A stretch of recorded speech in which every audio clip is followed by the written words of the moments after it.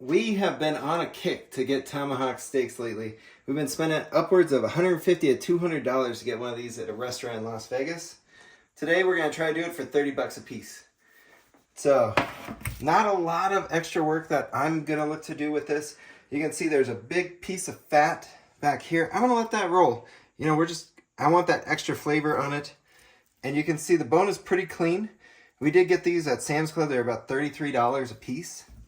And they're about 2 pounds, or 2.6 pounds. Lots of meat on there. So I'm just going to start off. I like to do a little bit of olive oil.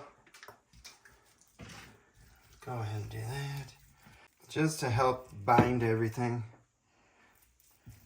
And you can go ahead and season the heck out of these because these are thick. This is almost like having a pot roast on a bone. Alright, so starting out, we're going to do some salt and pepper base. And like I said, you're unlikely to under-season or over-season any of this. Because look at the size of these. I'm going to just go ahead and flip that. Get a nice coating of salt. And then we're going to do some pepper. If you've seen any of our videos, pepper is my favorite thing. Get a nice coating of some coarse pepper. I'm going to go ahead and hit that down. And then what we've really been into for about a year and a half is Terry Black's barbecued beef rub. We put this on pretty much anytime we're having beef. I want to have this. So this also has salt, pepper, so you don't have to go too heavy with the first coating. With this, you're getting celery salt, garlic, chili pepper, onion, and paprika. And I think it does a great job on all cuts of beef.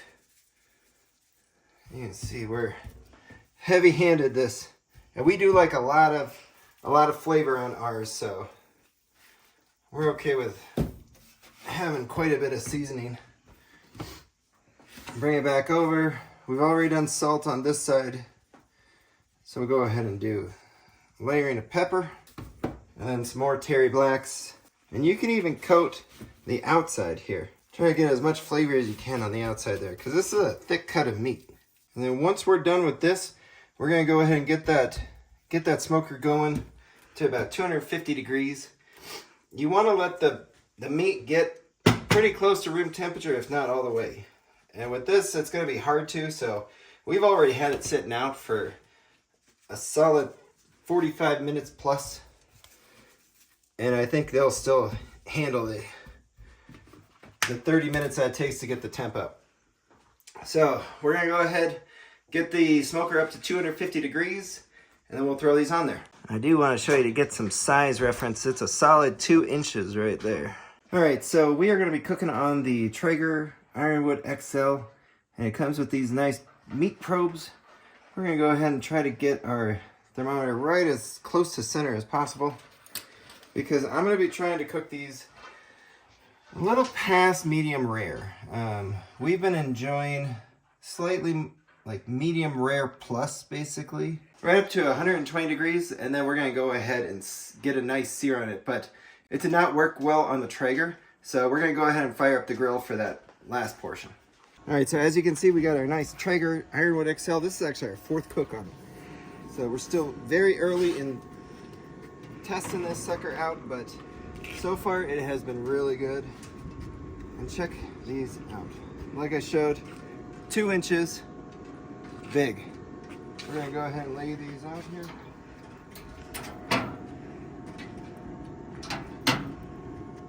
Go ahead and put our probes in.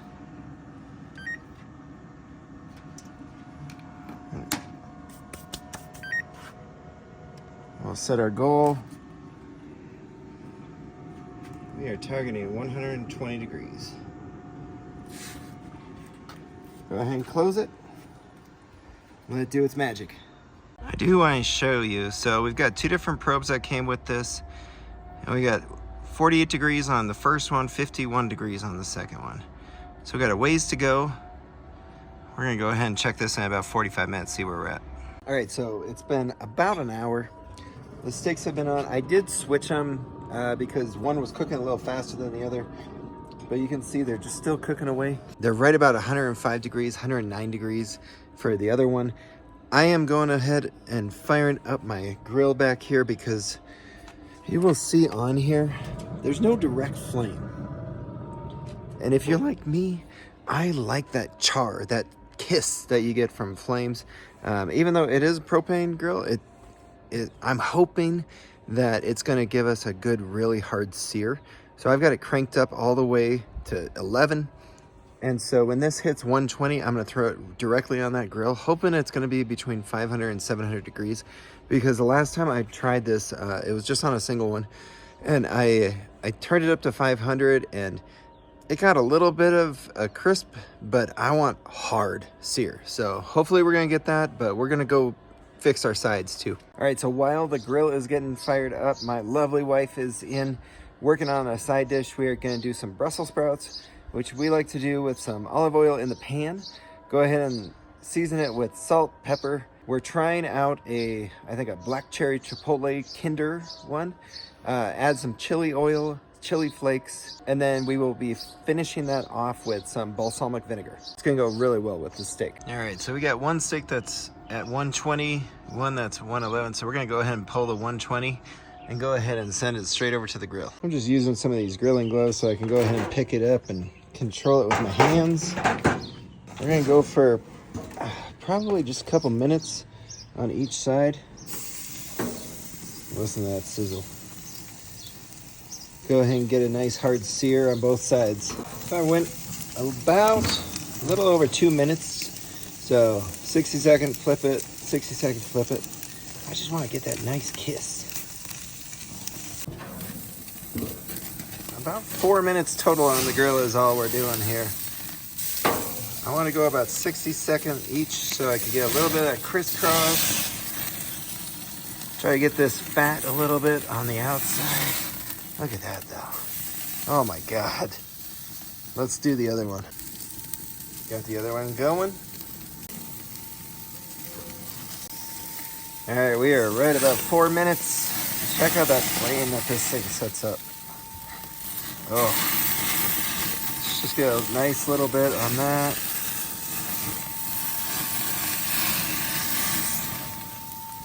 We're gonna let these rest about 10 minutes. All right, you can see we brought these inside. We are letting them sit. I'm gonna go about 10 minutes to let them sit. And our Brussels sprouts are done. We did add in some sweet chili sauce as well, but we want it to be that color, I swear. And we wanted this to be this color. All right, so we went a little bit more than 10 minutes. You can see there's some juices just coming out. Look at this. That is gonna be a moist piece of meat. So we went to 120 degrees on the smoker, about 4 minutes total on the grill. All right, let's go ahead and cut that meat now. I'm gonna go ahead and cut this way.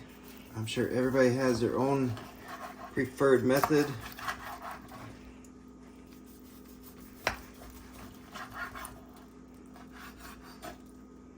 Look at that. Look at that. And like I said before, we were going for a medium rare plus. What do you think? I think you nailed it. I think we did too. Gonna be some nice smoke on that, I'm sure.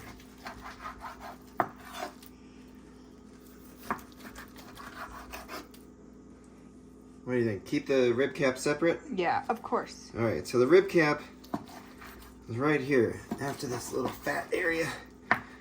So we like to leave this part for the best bite. It's usually got the most fat integrated through it, and I like to cut it across or against the grain.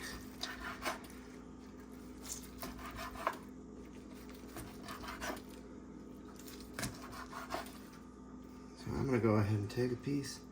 Check that out. That is looking good, isn't it?